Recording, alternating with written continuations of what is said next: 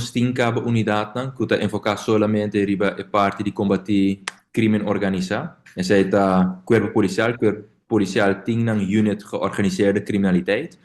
Então, a NANCTA é um encargado para turcos que tinha a ver com crime organizado. Obviamente, não bordo sostenido também do outro departamento, não?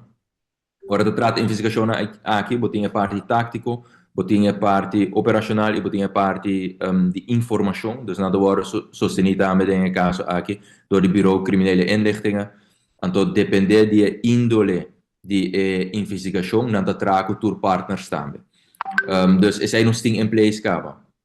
Rimene essa nota, sinti que mas bem outro sistema de team que ja, ela serve de eigenlijk door die parlementaire hoek de parlamento de Boruniona. É necessário team aqui na Holanda que cultura tá hasi com ita traha para o que te trata douane, demp, para nos costa e na algemeen. Tá sinti que Aruba tá bom controle que não ter team extra?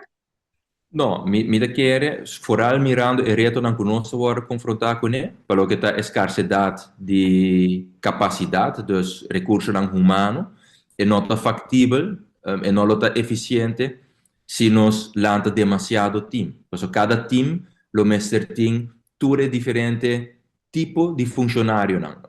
Portanto, é bom para mim elaborar um pouco, tem um team investigativo, botin diferente rol, botin tactische rechercheurs, botin dossiervormers, botin zo'n kuta modibisa verhoor, verhoorkoppels nang, botin zo'n kuta atender solamente que parte di topkamer, que mais team volanta, cada team, mestre team, tour é diferente profissional nang aqui. Que men, lo que nós boga pe, botin bo unit georganiseerde criminaliteit, depende de tipo de investigação, bota zorg para botar junto com os stakeholders.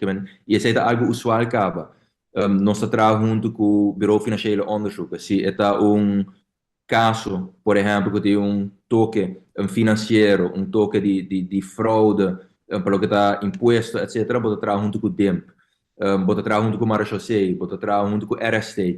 É echt depende do tipo de investigação, tur é tipo de cooperação entre departamentos na TI acaba.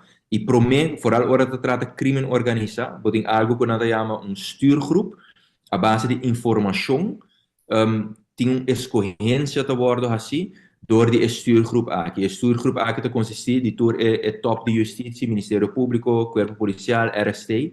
Então, a base de essa não decidir, ok, nós temos uma apresentação de tanto caso, nós também atender com o caso B, por exemplo.